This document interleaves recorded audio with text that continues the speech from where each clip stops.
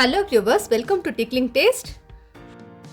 இன்னைக்கு நம்ம பார்க்க போகிற ரெசிபி குட்டீஸ்க்கு மட்டும் இல்லை, பெரியவங்களுக்குமே ரொம்ப பிடிச்சமான, அதே போல் நம்ம உடம்புக்கும் ரொம்ப குளிர்ச்சி தரக்கூடிய அகர் அகர் கஸ்டர்ட் ஃப்ரூட் ரெசிபி எப்படி செய்யறதுன்னு பார்க்க போகிறோம். இது அகர் அகர்னு சொல்லுவோம், இல்லைனா சைனா கிராஸ் அப்படின்னு சொல்லுவோம். தமிழில் இதை கடல் பாசி அப்படின்னு சொல்லுவோம். கஸ்டர்ட் வீட்டில் பண்ணியிருக்கோம் அப்படின்னு சொன்னாலே குழந்தைங்களுக்கு ரொம்ப பிடிக்கும். அதில் கொஞ்சம் ஃப்ரூட்ஸும் நட்ஸும் இதெல்லாம் சேர்த்து ரொம்ப ஹெல்த்தியாக இந்த ரெசிபி செய்ய போகிறோம். 10 கிராம் உள்ள கடல் பாசி நமக்கு கடையிலே கிடைக்கிது. பார்த்தீங்கன்னா ஒரு பேக்கெட் 35 ரூபா தான். இன்றைக்கி நான் 2 பேக்கெட் எடுத்துகிட்டு மிக்ஸி ஜாரில் போட்டு நல்லா இதை அரைச்சிட்டு அதுக்கப்புறமா நல்ல தண்ணியில் ஊற வச்சுருக்கேன். ஒரு 15 நிமிஷம் அளவுக்கு இது தண்ணியில் ஊற வச்சோன்னா நமக்கு சீக்கிரமாக வெந்துடும். கடல் பாசி ஊறினதுக்கு அப்புறமா நாம் இப்போ தண்ணி வச்சு அதை வேக வைக்க போகிறோம்.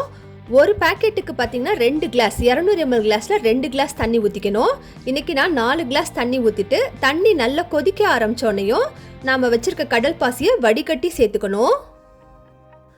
சேர்த்ததுக்கு அப்புறமா இதை கிண்டி விட்டுட்டே இருந்தோம் அப்படின்னாக்கா பார்த்தீங்கன்னா ஒரு 5 நிமிஷத்தில் கடல் பாசி ஃபுல்லாக கம்ப்ளீட்டாக கரைஞ்சிரும். கடல் பாசி கரைஞ்சதுக்கு அப்புறமா இதில் தேவையான அளவுக்கு சர்க்கரை சேர்த்துக்கணும். சர்க்கரை கொஞ்சம் அதிகப்படியாக சேர்த்துக்கிட்டோம் அப்படின்னாக்கா டேஸ்ட் ரொம்ப நல்லாயிருக்கும்.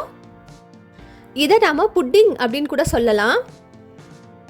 நல்லா இது கொதி வரணும். கொதித்து சர்க்கரையெல்லாம் நல்லா மெல்ட் ஆனதுக்கு அப்புறமா இதில் இப்போ பால் சேர்க்க போகிறோம். இந்த கிளாஸ் அளவு தான் இன்றைக்கி ரெசிபி ஃபுல்லாக நான் யூஸ் பண்ணிகிட்டு இருக்கேன். இதில் தான் நான் தண்ணி சேர்த்தேன். அதே போல் இதில் இப்போ பால் அளந்து சேர்த்துக்கணும். ஒரு பேக்கெட் கடல் பாசிக்கு 3/4 கப்பு பால் அப்படிங்கிற விதத்தில் சேர்த்துக்கணும். பால் பார்த்திங்கன்னா நல்லா கெட்டியான பாலாக இருக்கணும். காய்ச்சி ஆற வச்ச கெட்டியான பால் சேர்த்துக்கணும். இப்போ பால் நமக்கு அந்த சைடு கொதிச்சுட்டு இருக்கட்டும். இன்னொரு பக்கத்தில் நம்ம இந்த கஸ்டர்ட் எடுத்து கரைச்சி வச்சுருவோம். 2 டேபிள் ஸ்பூன் கஸ்டர்ட் எடுத்திருக்கேன். ஒரு பேக்கெட்டுக்கு 1 டேபிள் ஸ்பூன், 2 பேக்கெட் யூஸ் பண்ணுறனால 2 டேபிள் ஸ்பூன் கஸ்டர்ட் எடுத்துகிட்டு கொஞ்சமாக தண்ணி ஊற்றி மிக்ஸ் பண்ணி வச்சுக்கணும். அதுக்குள்ளாட்டியும் பாருங்கள் பால் இந்த சைடு கொதிச்சிருச்சு.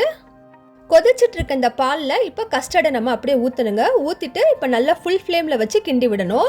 கிண்டி விட பார்த்தீங்கன்னா இந்த மாதிரி ஒரு கொதிநிலை வந்துடும்.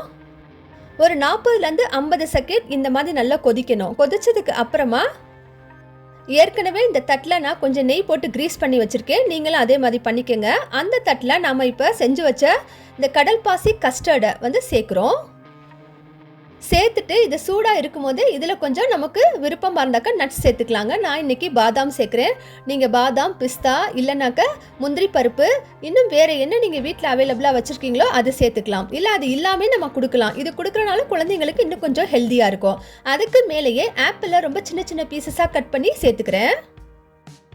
ஆப்பிள் சேர்த்துக்கலாம். அப்படி இல்லைனாக்கா மாதுளம் பழம் அது கூட சேர்த்துக்கலாம். இந்த மாதிரி நல்ல ஒரு கலராக இருக்க பழத்தை சேர்த்துக்கிட்டோம் அப்படின்னாக்கா குழந்தைங்களுக்கு ரொம்பவே பிடிக்கும். இதை அப்படியே ஆற வச்சுருங்க. ஒரு 2 மணி நேரம் ஆறுனதுக்கு அப்புறம் ஃப்ரிட்ஜில் வச்சுட்டு எடுத்தோம்னாக்கா ரொம்ப சில்லுன்னு சூப்பரான கஸ்டர்ட் நமக்கு ரெடி ஆயிடுச்சுங்க. செய்கிறதுக்கு பார்த்தீங்கன்னா ஜஸ்ட் ஒரு 5 நிமிஷம் தான் ஆகும். இந்த ரெசிபி பிடிச்சிருந்தா லைக் பண்ணுங்கள். ஃபேமிலி அண்ட் ஃப்ரெண்ட்ஸ் எல்லாருக்கும் ஷேர் பண்ணுங்கள். தேங்க்யூ ஃபார் வாட்சிங்.